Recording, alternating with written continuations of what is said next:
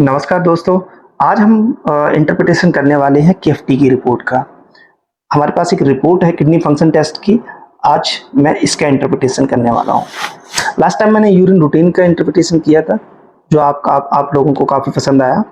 आज से मैं आपको किडनी का इंटरप्रिटेशन जो किडनी फंक्शन टेस्ट है इसका करके दिखाऊंगा और आपको सारे पैरामीटर के बारे में बताऊंगा कि इसके बढ़ने से क्या प्रॉब्लम होती है, कम होने से क्या प्रॉब्लम होती है, किस पैरामीटर का क्या मतलब है, सारी चीज़ आपको डिटेल्स में समझाऊंगा। तो आप वीडियो को लास्ट तक देखिएगा। इस जो पेशेंट की रिपोर्ट है ये फीमेल पेशेंट है, 60 ईयर्स की फीमेल पेशेंट है। तो इसके बारे में हम बात करेंगे, इसकी रिपोर्ट के बारे में। तो चलिए सबसे पहले बात करते हैं यूरिया की। सबसे पहले इस जो किडनी की रिपोर्ट में आता है यूरिया टेस्ट। अगर यहाँ पे आप देखेंगे तो यूरिया टेस्ट में जो नॉर्मल वैल्यू है इसकी 12.84 टू 42.8 तक ये नॉर्मल माना जाता है। इस पेशेंट का देखेंगे तो आपका 53.70 mg/dl इसकी वैल्यू आ रही है, यानी इसका नॉर्मल लिमिट से हाई है। तो हम सबसे पहले समझते हैं कि यूरिया होता क्या है। यूरिया जो होता है एक बेस्ट प्रोडक्ट होता है जो बेसिकली जो प्रोटीन मेटाबॉलिज्म से बनता है। जैसे हम बॉडी में जब वो प्रोटीन लेते हैं, हमारी बॉडी जब प्रोटीन डाइजेस्ट करती है तो अमोनिया बनता है जिसे लीवर यूरिया में बदल देता है। किडनी इस यूरिया को ब्लड से फिल्टर करके यूरिन के थ्रू बाहर निकाल देती है। लेकिन जब जो हमारी किडनी होती है वो इसको ब्लड से सही से फिल्टर नहीं कर पाती है, तो ये धीरे धीरे हमारे ब्लड में बढ़ने लग जाता है। तो ये आपकी जो रिपोर्ट है ये इसलिए ब्लड टेस्ट में ये बढ़ के आता है। अब ये ब्लड में बढ़ने के कारण किडनी क्यों नहीं फिल्टर कर पाती है, इसके कारण आप समझ लीजिएगा।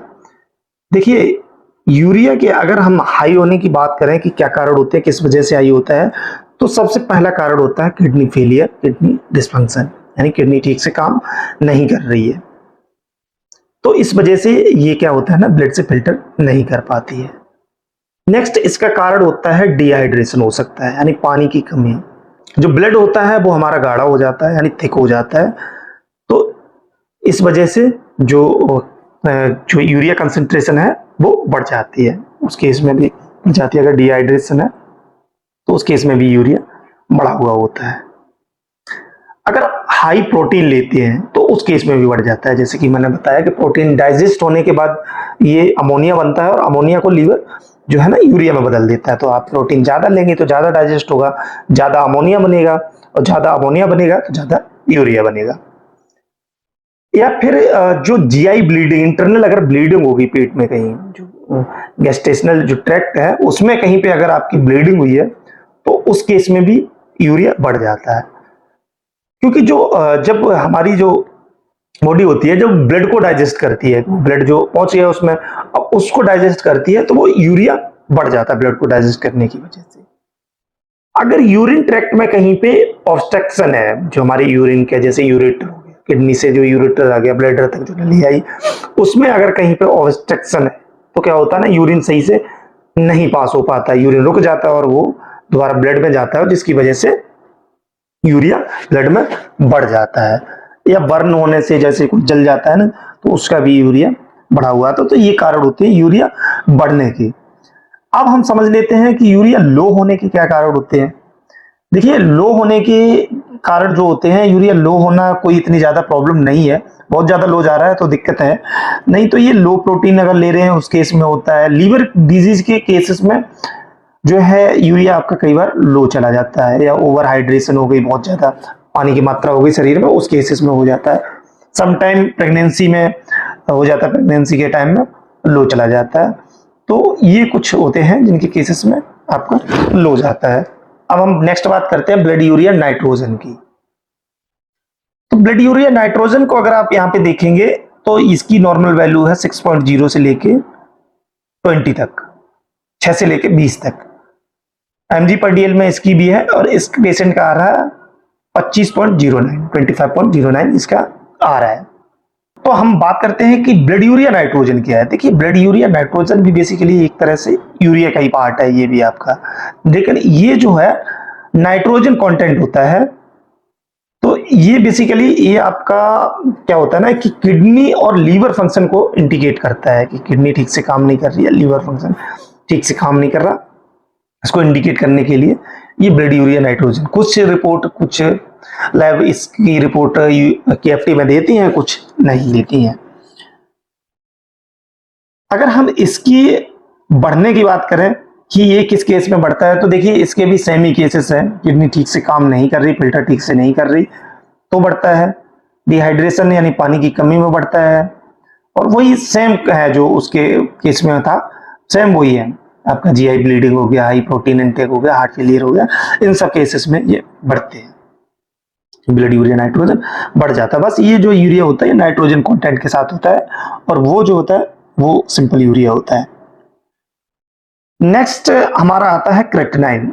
देखिए क्रेटिनाइन जो है ये बहुत महत्वपूर्ण पैरामीटर है। ये आपके पूरी किडनी की एक तरह से पिक्चर दे देता है। ये जो यूरिया और जो क्रेटिनाइन है ये बहुत महत्वपूर्ण है किडनी फंक्शन टेस्ट में, और क्रेटिनाइन बहुत ही महत्वपूर्ण है। यहाँ पे अगर पेशेंट का देखेंगे आप तो 1.24 आ रहा है, और वही नॉर्मल वैल्यू देखेंगे तो 0.5 से लेके 1.1 तक ये है यहाँ पे जो दी हुई है। क्रेटिनाइन भी एक वेस्ट प्रोडक्ट होता है जो मसल्स एक्टिविटी के दौरान बनता है। जैसे जो हम मसल्स की एक्टिविटी करते हैं, मान लीजिए कुछ भी हम वर्क करते हैं तो मसल्स हमारी हम उसी के साथ करते हैं। हम हाथ चलाते हैं, पैर चलाते हैं, दौड़ते हैं, खाते हैं, पीते हैं, जो भी हम काम करते हैं या कोई भी मेहनत का काम करते हैं तो हम मसल्स एक्टिविटी करते हैं। मसल्स एक्टिविटी के लिए हमारी बॉडी को चाहिए होता है क्रेटिनाइन फॉस्फेट, एनर्जी बनाने के लिए क्रेटिनाइन फॉस्फेट उसको चाहिए होता है। यही जो क्रेटिनाइन फॉस्फेट होता है इसी से हमारा जो है ना ये बेसिकली जब हम उसको यूज करते हैं तो ये क्रेटिनाइन फॉस्फेट जो होता है ये तो क्रेटिनाइन में बदल जाता है ये, और यही क्रेटिनाइन हमारी जो किडनी है वो ब्लड से फिल्टर करके इसको बाहर निकाल देती है। पर जब हमारी किडनी ठीक से काम नहीं कर रही है तो उस केस में ये फिल्टर करके ब्लड से बाहर नहीं निकाल पाती, यूरिन के रास्ते क्रेटिनाइन को बाहर नहीं निकाल पाती, और क्रेटिनाइन हमारा बढ़ जाता है। अगर हम बात करें कि क्रेटिनाइन बढ़ने का सबसे बड़ा कारण क्या क्या होते हैं, तो देखिए एक तो किडनी डिस्फंक्शन है, जब किडनी ब्लड से इसको फिल्टर नहीं कर पाती है उस केस में होता है। दूसरा इसका भी डिहाइड्रेशन की वजह से होता है। बॉडी बिल्डिंग वगैरह करते हैं उन लोगों का क्रेटिनाइन बढ़ जाता है क्योंकि वो बहुत ज्यादा मसल्स एक्टिविटी करते हैं जिसकी वजह से क्रेटिनाइन बढ़ जाता है। एक्सरसाइज जो एक्सेसिव एक्सरसाइज है, बहुत ज्यादा एक्सरसाइज करते हैं उस केस में भी क्रेटिनाइन बढ़ जाता है। हाई प्रोटीन डाइट लेते हैं, क्रेटिनाइन सप्लीमेंट लेते हैं, उस केस में ये बढ़ जाता है। और भी कुछ केसेस होते हैं जैसे क्रॉनिक डिजीज कुछ होती हैं उनके केसेस में भी ये बढ़ जाता है, पर मोस्टली जो कारण होता है वो किडनी का रहता है कि किडनी ठीक से काम नहीं कर रही होती है, तो उस केस में ये बढ़ता है। और अगर हम इसके कम की बात करें तो देखिए कम इसका उससे कोई खास डिजीज नहीं है, उसी की तरह है आपके लोअर जो अगर आप पुअर न्यूट्रिएंट ले रहे हैं उस केसेस में हो सकता है, पर इससे कोई प्रॉब्लम नहीं होती है। कम से कोई सिग्निफिकेंट नहीं है, ये बढ़ने से ही होता है। या मसल वास्टिंग डिजीज वगैरह में ये लो रहता है, बहुत रेयर केस में ये चीज होती है। नेक्स्ट आ गया हमारा यूरिक एसिड। यूरिक एसिड देखेंगे तो आप 2.5 से लेके 6.2 तक है। फीमेल्स की रिपोर्ट है, थोड़ी बहुत वैल्यू ऊपर नीचे नॉर्मल लिमिट की रहती है। ये यहाँ यूरिक एसिड देख रहे हैं 4.10, यानी इस पेशेंट का नॉर्मल है, यूरिक एसिड नहीं ज्यादा बढ़ा हुआ है। यूरिक एसिड की हम बात करें कि यूरिक एसिड क्या होता है, तो देखिए यूरिक एसिड बेसिकली जो होता है हमारे जब हम प्यूरिन्स लेते हैं, प्यूरिन्स वाले कुछ फूड होते हैं हाई प्यूरिन्स वाले, वो हम लेते हैं तो वो प्यूरिन्स जो होता है डाइजेस्ट होता है तो वो फिर यूरिक एसिड में बदलता है।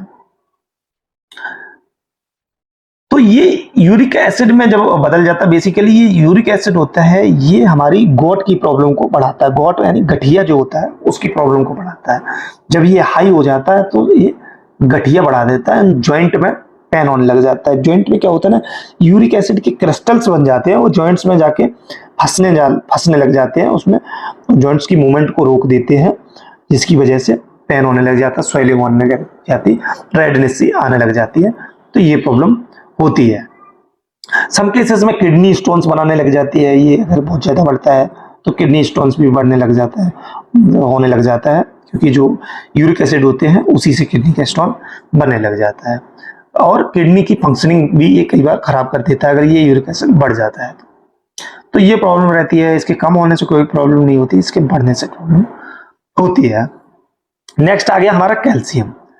कैल्शियम की अगर हम बात करें तो आप सभी जानते हैं कि कैल्शियम जो होता है हमारी बोन्स के लिए होता है, मसल्स और नर्व के लिए और बोन्स के लिए कैल्शियम होता है। इस पेशेंट का देखेंगे तो कैल्शियम नॉर्मल आ रहा है, नॉर्मल वैल्यू देखेंगे तो 8.4 से लेके 10.2 तक है। 9.50 इसका रिजल्ट आ रहा है, एमजी पर डील में रिजल्ट आ रहा है। तो कैल्शियम लो होने से आपको पता है कि कैल्शियम लो होने के कई कारण हो सकते हैं। विटामिन डी क्या होता है, हमारी जो विटामिन डी की वजह से भी कैल्शियम कम हो जाता है। विटामिन डी हमारे कैल्शियम को कंट्रोल करता है, बैलेंस्ड करता है। और हमारी जो पैराथायराइड ग्लैंड होती है वो एक हार्मोन्स बनाती है पीटीएच, जो हमारी बॉडी में कैल्शियम को कंट्रोल करता है। तो पैराथायराइड ग्लैंड जब बहुत ज्यादा बनाती है तो उस केसेस में बढ़ जाता है।